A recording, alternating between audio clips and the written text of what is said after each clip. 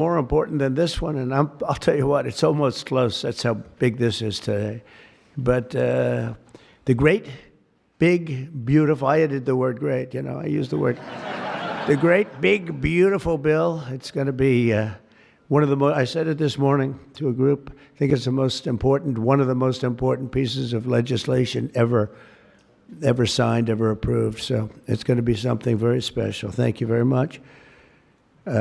Speaker of the House, Mike Johnson, thank you. Secretary Sean Duffy, and they had a problem in India today, and you're on that.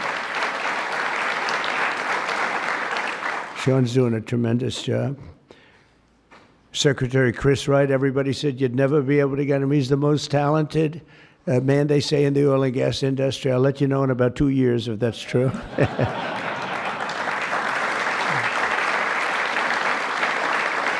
Well, Doug Burgum, I wanted Doug Burgum to head up energy because he was so successful in North Dakota. He's governor. And he said, sir, there's one person who's much better than me. I said, who? They said, Chris Wright. I said, who the hell is Chris Wright? I had no idea. Now everyone knows Chris Wright. He's going to be more famous than me. But he said, there's a guy named Chris Wright, and if we could get him, he'd be better than I am, sir. And if you know Doug, Doug's not here, is he?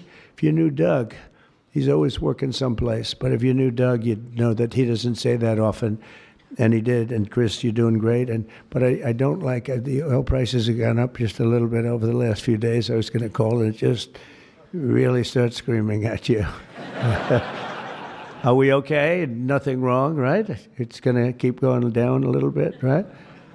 Because we have inflation under control perfectly. You probably saw the records. Everyone's on television saying, what's going on here? Trump has proven to be right. All of these things. We've taken in $88 billion in tariffs in 2 months. $88 billion with no inflation. And if we're smart, there won't be. Now, we'd like to get this guy to lower interest rates because, if he doesn't, we have to pay. We have a lot of short-term debt. Obama gave it to us originally, and Biden carried it on. They like short-term. I like long-term cheap debt. But a lot of the debt comes through because Biden, he didn't do it. I'm sure he didn't know anything about it. But somebody approved short-term debt. It's all over the place. And it comes due starting very soon. And if we would lower the interest rates by 1 point, we'd pay about 1 point less. That's $300 billion a year. Can you believe it? 1 point. If he'd lower it by 2 points, we'd pay $600 billion a year less. That's for years, 10 years, 12 years, whatever we make it. But we can't get this guy to do it. And the fake news is saying, if you fired him, it would be so bad. It would be so bad. I don't know why it would be so bad, but I'm not going to fire him. I just want him to, we call him Too Late, right? Too Late is his nickname, like Too Tall Jones. He was too tall, T-O-O. And I just say this because we want to get rid of inflation, and we have. But we're going to be paying more for debt. And all he has to do is lower it. Europe's done 10 lowerings. We've done none. And nobody understands it. Actually, today when the numbers came out, they were so good. You saw yesterday's numbers, incredible. No inflation. Today's numbers.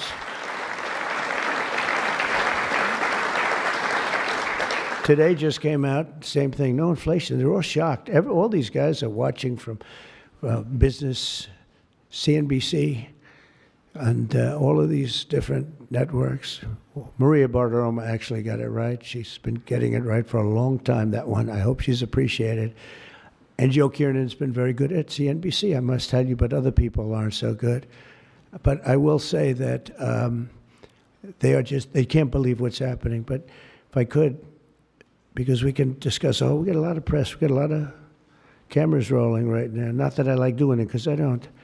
But if we cut our interest by 1 point, for years, we save $300 billion. If we cut it by 2 points, we save, because it's pretty equivalent.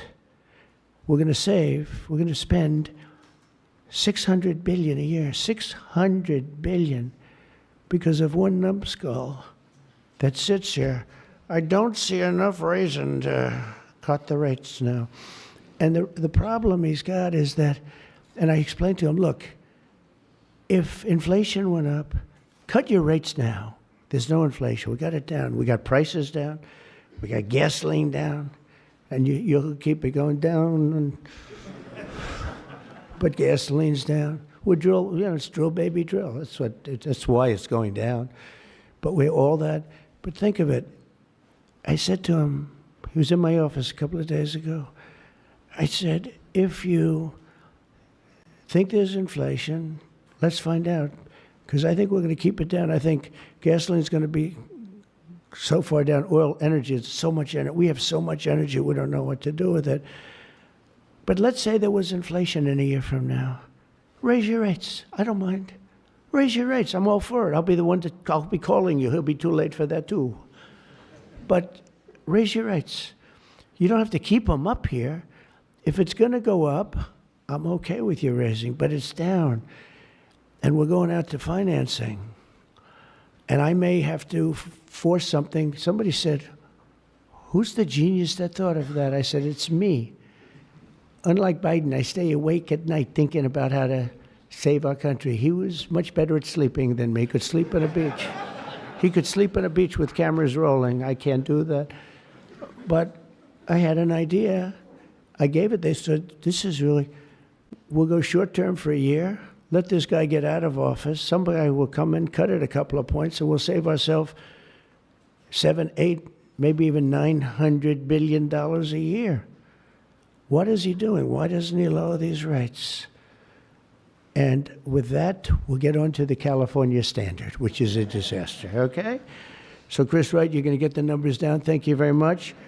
Lee Zeldin, one of the most important men in this room. He's the man. I get nervous when I talk to him. He's doing a great job. Nuclear, I say, okay, you can take 2 weeks for that approval. It used to take 20 years, then they wouldn't approve it. Now I say, Lee, nuclear, I'll give you 2 weeks for an approval. A coal-fired plant, you only get a couple of days. And oil and gas will give you a week, okay? Something like that. But he's doing it so fast, and we have so many plants being built right now. It's so beautiful to see. And one of the reasons they're coming here is because they have to produce tremendous, especially the AI, they have to produce beyond believable amounts of electricity. And they're doing, I said to them, I think this was more or less my idea. They didn't have the idea only because they didn't think a thing like this was possible. I said, as you build your plant, you're going to become a utility. And you're going to build a separate plant right alongside of it. You're going to build it. You're going to build a plant that produces electricity. And you'll produce it through natural gas, coal, nuclear. We don't want to produce it through wind because we don't feel like ruining 50 miles of beautiful plains and beautiful vistas. And but we want to produce it. Interestingly, China's opening up a coal plant every single week. But now I'm finding out it might be 2 plants every single week. And, usually that's a good gauge. If they're using coal, I guess we're supposed to use coal. And, we went to a coal standard. And not that you have to use coal. You're going to use whatever's best. I want to introduce also Senate Majority Whip John Barrasso, who's a tremendous guy, doctor. Okay? And he is a tremendous guy, tremendously talented doctor. When I have a medical situation for the country, for myself, I haven't used him, but I might have to. Maybe I'll do that. If it's serious enough, I think I'd probably do that. But he's a tremendously talented gentleman who happens to be a senator and one that's very respected. Chairwoman Shelley Moore Capito, and congratulations. I just endorsed your son. Did you know that? I endorsed your son. I endorsed your son, who's running in West Virginia, and he's great. In fact, he's all Trump all the time. I think much more so than you, actually, if you want. You were his largest impediment. No, I'm only kidding. He's all Trump all the time, and he's going to win big, and so congratulate him. Okay, he's really been fantastic. So many people have told me. Thank you. And House Majority Leader Steve Scalise, who's a brave man. He went through hell. Steve went through hell. And we have a lot of other people here that I won't be able to because they don't have your name down, and I'm looking, and I see people's names. I'll do a couple of you, but thanks as well to Mark Wayne Mullen, Senator. Mark Wayne, thank you. Stand up, Mark Wayne. Don't fight him. He's a serious fighter in a lot of ways, and he's a great guy, too. Thank you, Mark Wayne. Deb Fisher. Deb? Thank you, Deb. Good. Pete Ricketts, who's going to do very well in the upcoming election. Thank you. Thank you, Pete. John Husted, who's really moving along in Ohio. John, good luck. You're going to do well. All endorsed people. John Curtis, who's doing terrifically. John, thank you. Good job. They all say excellent. What can I tell you? Good job. And Bernie Moreno, who won a race that was not winnable. They all said it's not winnable. He won in Ohio. They said, you can't win that race. It's a waste of time. You're just wasting your time. Right, Bernie? Wasn't a waste of time, was it? Huh? And he won by like 5 points, too. Won by a lot. Along with Representatives Kevin Kiley, Vince Fong, Jay Obernolte, Doug Lamaffer, Darrell Issa. Where's Darrell? I haven't seen you in such a long time. Look at you. How good you look, huh? Good when you have those big margins. It's easier. John Joyce, great guy. John, thank you. Thank you, John. Dusty Johnson, Morgan Griffith, Troy Balderson, Troy from a place called Ohio, and he played very cute at one time, but then he got, boy, I'll tell you, he's become a good politician. Where is Troy now? Where I haven't seen him used for years. I endorsed you early when he was early and younger, but you still look young, and you've done fantastically good. Good work, really good work. Claudia Tenney, New York. Claudia, thank you, Claudia. John James, John James. I don't know. You know, he's running for governor, but I'm not sure I'm happy about that, John. Do we have somebody good to take your seat? Because otherwise we're not letting him run for governor. We can't. You have somebody good, right? Okay. As long as you like him, they'll win. Tracy Mann. Tracy, thank you very much. Thank you very much. Appreciate it. Michael Baumgartner. Michael. Thank you, Michael. Good. Good job. David Rouser. Rouser. Thank you. Glenn Grothman. Hi, Glenn. Thank you very much, Glenn. Brett Guthrie. Brett. Thank you, Brett. Rudy Yackham. Thank you. Thank you, Rudy. And I want to thank you all. And there's some additional people in the room, but we have to get back to this. Is like so big. This is a big one.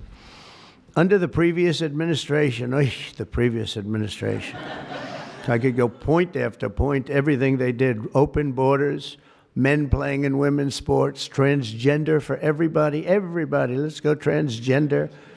What a group of people you had over there. They must have hated our country. Under the previous administration, the federal government gave left-wing radicals in California dictatorial powers to control the future of the entire car industry all over the country, all over the world, actually. Because they have to build a car. They can't build 19 different cars called the same thing. And really, it was all over the world what was happening. They approved Governor Gavin Newsom's ridiculous plan to impose a 100% ban on all new gas-powered cars within a very short period of time. Think of this. You couldn't buy any other car except an electric-powered car. And in California, they have blackouts and brownouts. They don't have enough electricity right now to do the job. And countrywide, you'd have to spend $4 trillion to build the firing plants, to be able to, they call them a lot of things, charging plants, firing plants. $4 trillion you'd have to spend. In the Midwest, they built 9 of them. 9 individual, it's like a pump, just like a pump, except instead of gas, electricity comes out. They built 8 of them. $9 billion they spent for eight little hoses, $9 billion. Now, I'm sure they could have done it for about, 1/1000th of that, but even if they did, it's unaffordable. They approved Governor Gavin's ridiculous. It's so ridiculous. By the way, if I didn't bring the military in, Los Angeles would be burning down right now. It'd be burning just like his damn houses burned down because he didn't have the water that he should have had. He had so much water. They have so much water. We had to send in the military to free up the water. And we did that right after the fires. We told them to do it in the first term.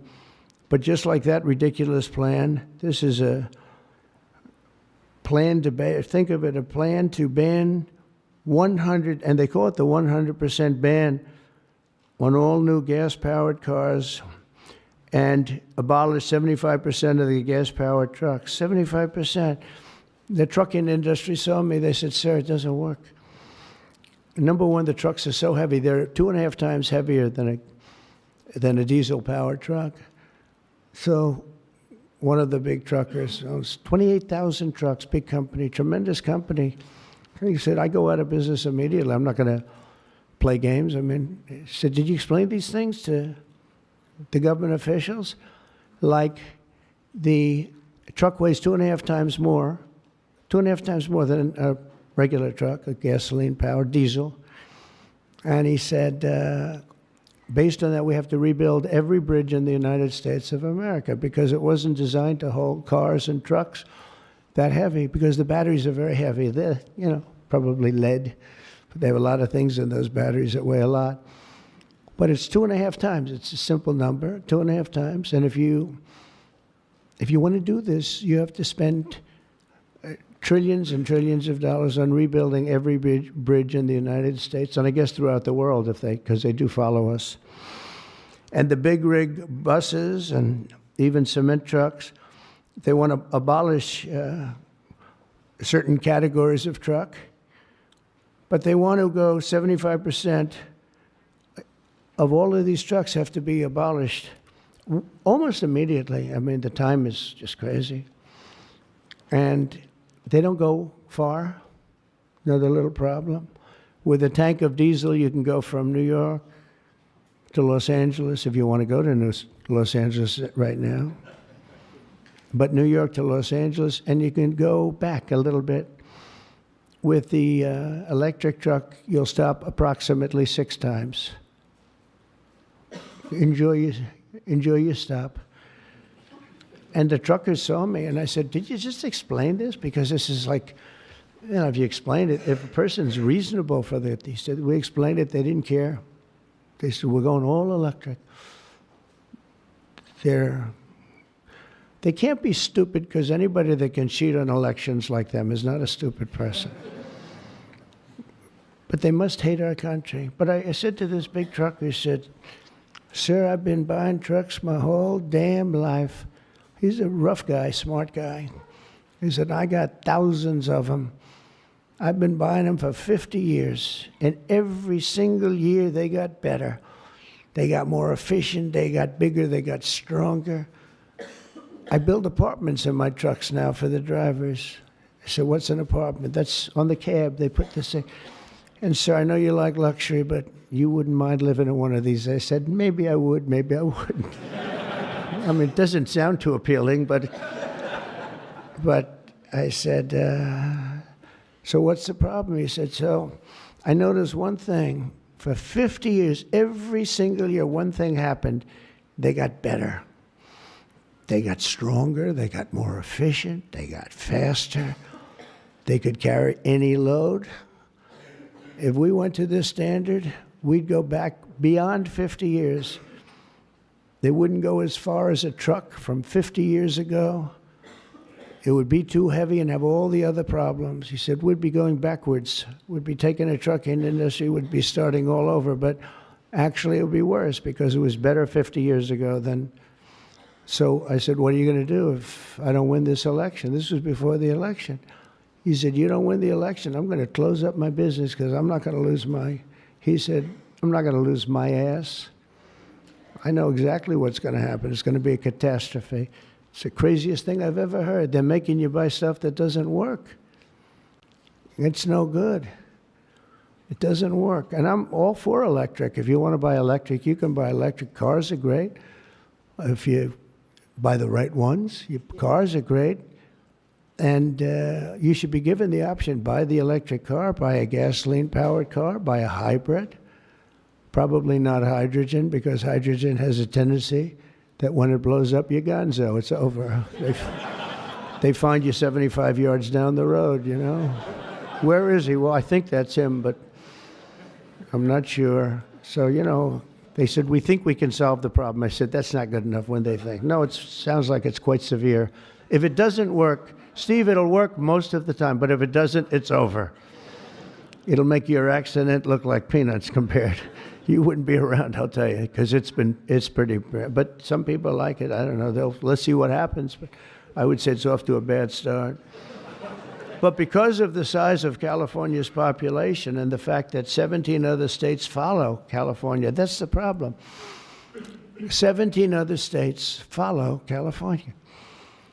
They have the most ridiculous laws I've ever seen for a lot of things. This is just cars, but and trucks, and they have a lot of them for other things. But we have, it's called the California Car Standards, and this horrible scheme would effectively abolish the internal combustion engine, which most people prefer. Like so far, I'd say about 90%. In fact, General Motors announced yesterday they're going to spend about $6 billion because of tariffs, and maybe because of my election on November 5th, but because of tariffs, I think, more than anything. They're all coming back. They're coming back from other countries that took them 25, 30 years ago. They're all coming back. We have now almost $15 trillion. They had almost nothing last year, and the year before, they've very, very little. Nobody wanted to be back here. Nobody wanted to come to our country anymore, because we were like stupid people. We looked like stupid people. We were laughed at all over the world. Now we're not laughed at anymore, I can tell you that. But they wanted to shatter our domestic supply chains and literally grind civilization to a halt. We would have gone so far back. It's hard to believe, actually. Hard to believe when you don't have enough electricity to give a person a little air conditioning in the summer, and now they want you to take electricity and fire up all these cars. But we're not going to let that happen. Meanwhile, all of the auto jobs would be shipped to China because they're very strong on electric.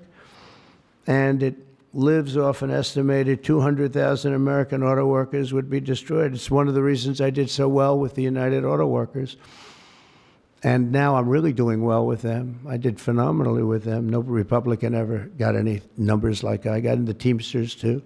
Sean O'Brien, the head of the Teamsters. These guys, they like Trump because I produce jobs. They know that. Everybody knew that the auto workers knew better than anybody how good the tariffs were. And the head of the auto breakers, I don't know him at all, but he didn't like me at all. Now he's going around saying, this guy's unbelievable. He was very nice to me the last few months. During the campaign, no, but if I've proven, I've proven it. I've done what I said I was going to do, and we've brought back tremendous numbers of jobs.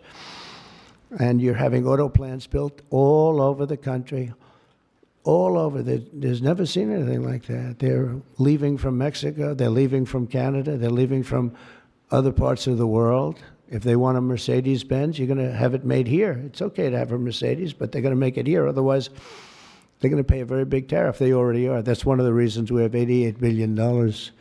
It's a lot of money. But that's peanuts compared to what we're going to be making in another few months. They haven't even kicked in yet. But we're not going to let any of these bad things happen, these stupid projections that I've been reading about for the last 6 months. I think these people are either corrupt or really dumb. And they're supposed to be economists. In the campaign, I promised to end this disaster, and today our Republican majorities in Congress have delivered. And I don't know, I can't imagine. It's so obvious. It's so good. Did we get any Democrat votes? Did we get one? Two? Who? 35. Yes, sir. I think that's great. I think that's great. You got 35 Democrats. 35, yes, sir. I think that's great. That, as far as I'm concerned. One in the Senate. On something that's so good. But who is the one? Well, I shouldn't have asked. I congratulate her. I don't care. I think it's great. It's very interesting. Why did I ask that question, Mr. Speaker? But in a few moments, I'll sign 3 pieces of legislation that will kill, totally kill. You can't do anything about it. They can't take us to court. They can't do any of the things they can do with the executive orders. And it's permanent. I'll sign 3 pieces of legislation that will kill the California mandates forever, and they're never coming back. Now, the auto companies are the most happy because now they're going to be designing and building one auto. It will be much cheaper. It's a much less expensive. They were showing me, one of the most respected people was showing me that to save a little, like a half a glass of fuel, cost them thousands of dollars with new computers and stop it. The engine has to stop and then turn on and blah, blah, blah. And I said, does it work as well? No, it's terrible. It's terrible. And that's to save a little bit of fuel, this much fuel that Chris Wright can produce with one extra little oil well someplace, right? One little, a small one, a very small one. But think of it. Your cars are going to cost you $3,000, $4,000 less, and you're going to have what you want. And again, you can get any car you want. You can get electric. A lot of people love the electric. They like Tesla. So do I, in all fairness. I like Tesla.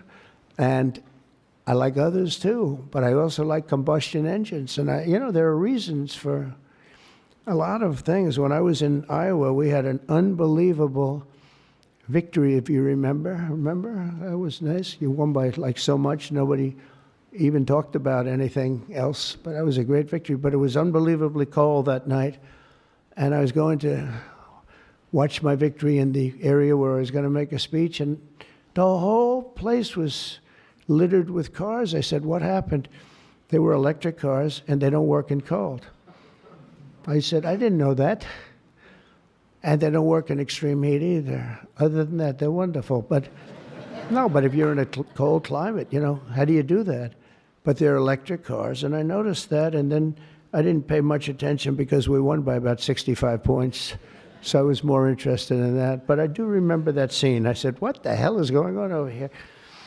This historic action will also help us reduce inflation and bring down the price of automobiles and electricity very, very substantially. We're building massive electricity right now. It's already started because of that guy right there, Lee Zeldin. By far the most important man in the room, Mr. Speaker.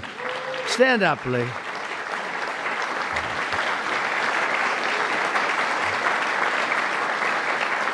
He blows you guys away, John.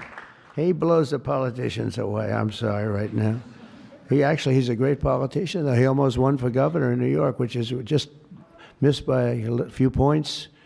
And that was another race that was not winnable, but you almost got it. But I think what you're doing now is even bigger if you want to know the truth. I think it's actually more important if you can believe that.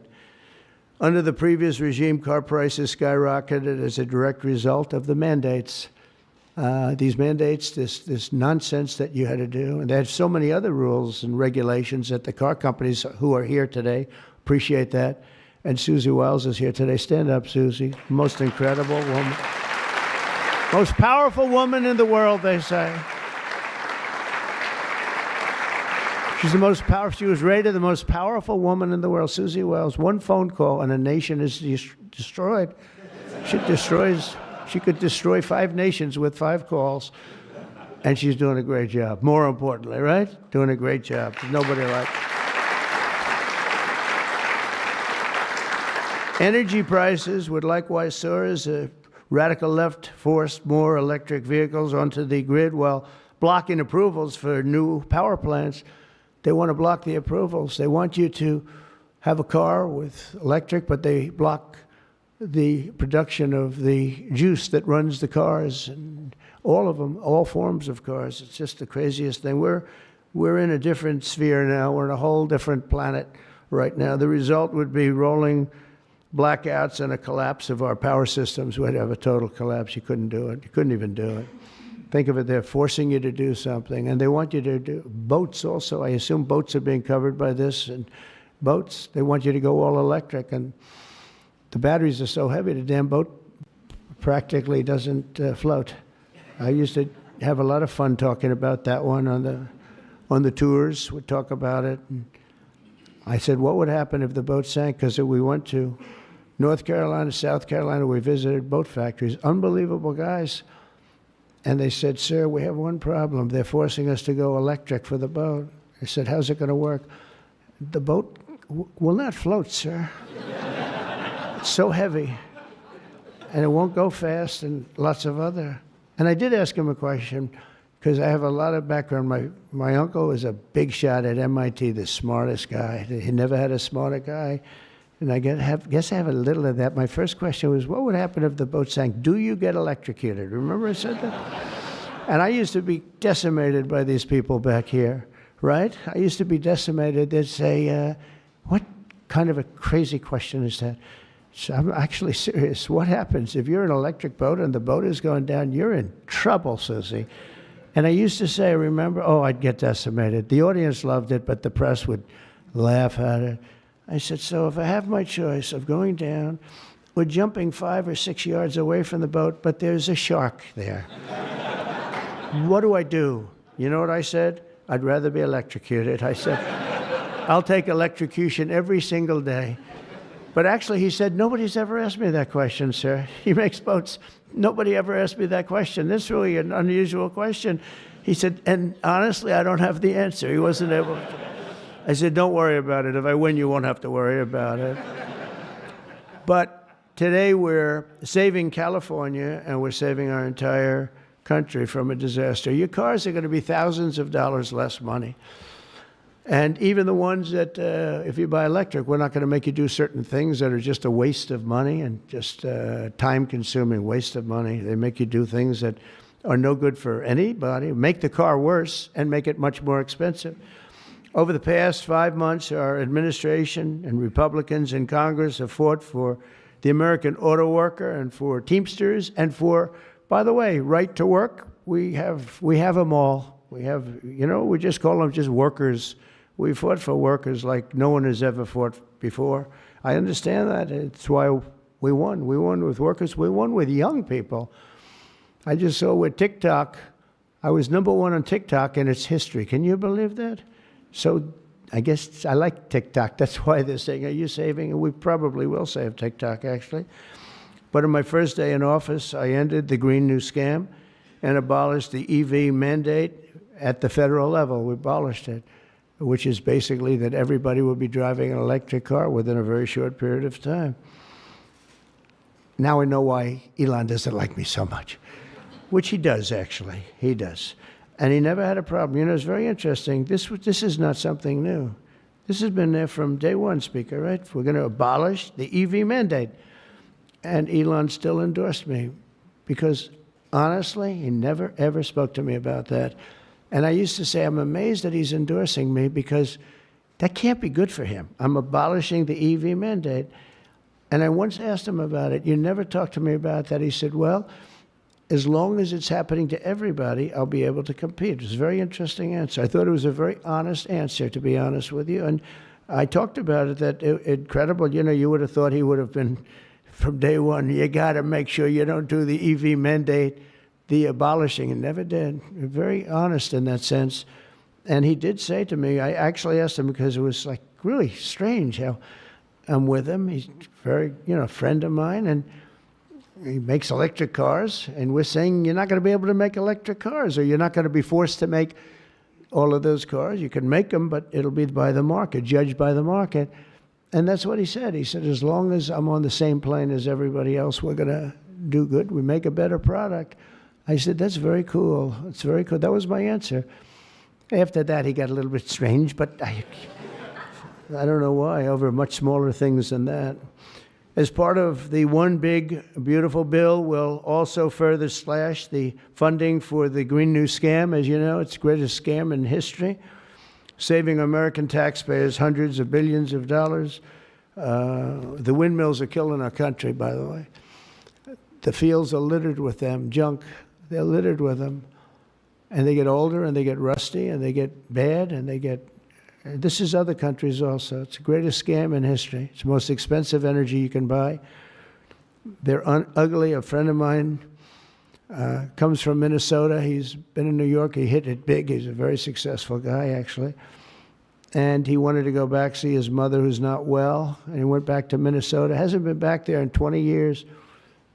And he said, it's unbelievable what happened. He said, I'm driving down a highway and up a certain road and the most beautiful fields. I remember them so well. And I was so looking forward to seeing them again. And I looked at them, and they had windmills all over them, these horrible, horrible structures. He's a very smart guy, this guy. He said, these ugly, horrible things. And he said, it was so bad, I actually drove back to see it because I couldn't believe it. Before I even got to my mother, I drove back. I said, how much do you like your mother? But no, it hurt him to see it. He said, I looked at this field that was one of the most beautiful places in my own mind and imagination that I've ever seen. And I said, it's littered with this garbage. It looked like a junkyard, he said. And some, then you get different manufacturers, and they don't look alike, and they're not painted alike, different colors. You have, even if they're white, one's a beigey white, one's a darker white, one's a lighter white. And then they start to rust after 4 or 5 years. And then they start to wear out, and nobody takes them because you're not allowed to bury the propellers, the props, right? You can't bury the props for some reason. I don't know why, but they say that you can't bury a certain type of fiber, and if it goes in the ground, we're all going to die. It's what bullshit this is, okay? They can't bury. So what they do is they leave them up. If you go to Palm Springs, California, take a look. You go into this beautiful community. Before you go, it's like you're riding through a junkyard. Windmills all over the place. Tall ones, short ones, dead ones. They're all dead. Some are hanging over by a thread. They never take them down. They just leave them there, and they start to rust. It's one of the greatest scams, and it's also the most expensive energy. And the environmentalists say, oh, we love wind. It sounds so good, but it's a horrible thing. Environmentally, it's a horrible thing. I say that to you. It's wind, and we are going to have virtually one mandate we have. We're going to natural gas, nuclear. Nuclear, we just had a big signing with nuclear, making it easier, safer and better. It's really, I would say, probably more than any other form of energy that's come about. It's been amazing what's been done. It's very safe, very good, and very inexpensive. But we're not going to let windmills get built because we're not going to destroy our country any further than it's already been destroyed. You go and look at these beautiful plains and valleys, and they're loaded up with this garbage that gets worse and worse looking with time. Starts when the rust comes. 4.5 years, it starts to rust. And it's very expensive to paint them. So they don't paint them, and they're horrible. What's happened is horrible. So we're not going to approve windmills unless something happens that's an emergency. I guess it could happen. But we're not doing any of them. I hope the Senate will soon pass a bill the House can quickly approve and get to my desk by the 4th of July. We'll have this done. And to further defend our auto workers, I imposed a 25% tariff on all foreign automobiles. Investment in American auto manufacturing is surging because of it. They have Mercedes all over. They pay 25% if they don't make the car in the United States. And because of that, and this could have been done long before Trump.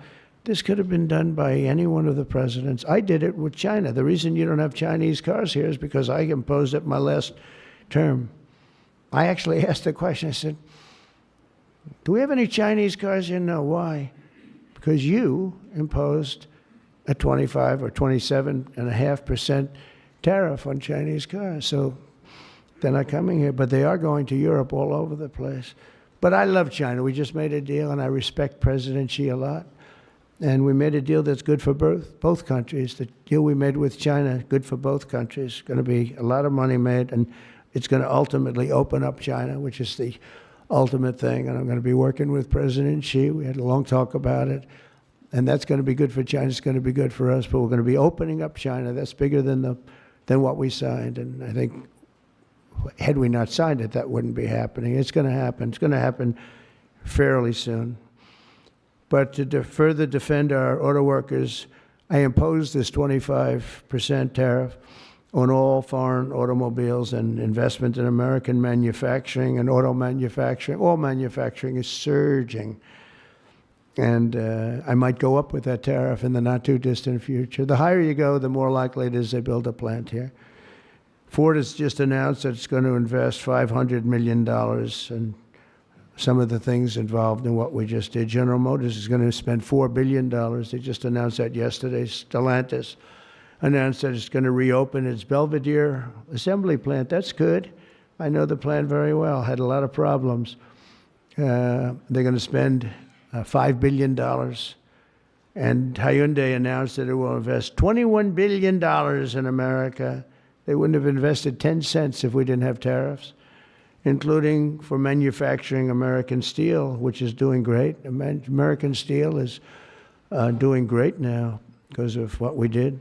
You wouldn't have, if I didn't put tariffs on steel, they were dumping steel. China and a lot of other countries were dumping steel in our country. Garbage steel, dirty steel, bad steel, not structurally sound steel, real garbage, but it was still there, lots of it.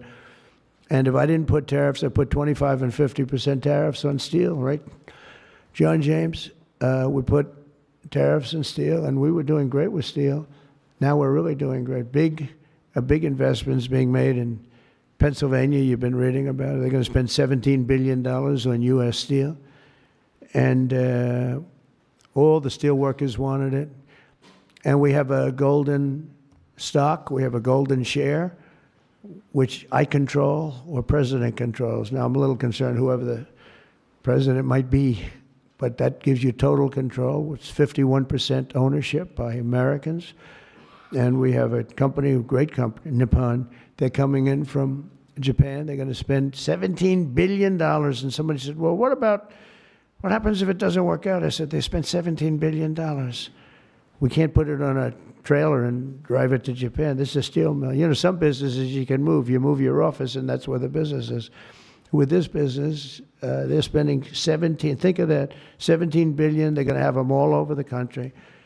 I want to introduce several of the great Americans representing the millions of people whose livelihoods we're saving with today's action. I just can't tell you how incredible this action is, because nobody thought. This was one that I wasn't so, I would have rather had it than almost anything, but I was told by everybody, except that guy right there, that you couldn't get it. Bill Kent runs a chain of family-owned convenience stores that opened in West Texas in 1957, known as Kent Quick.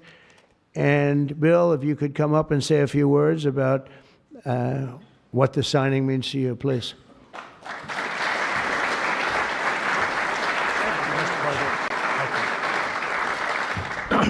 Wow, you're probably wondering why I've called you all here today, right? What a great day.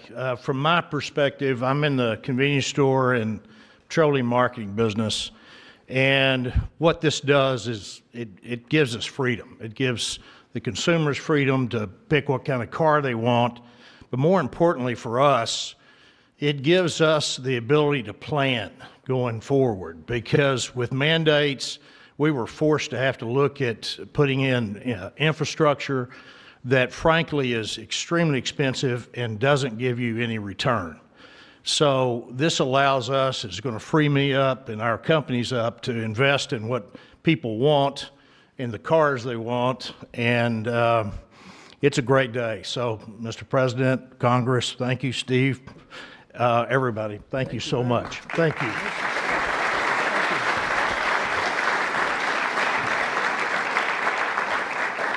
And a friend of mine for a long time is John Hess. He's one of the top CEOs in the country, and he's now the CEO of Hess Corporation, one of the biggest oil producers, and he's a fantastic person with great knowledge of the subject matter. Can you say a few words, John? I see you in the audience. Come on, thanks.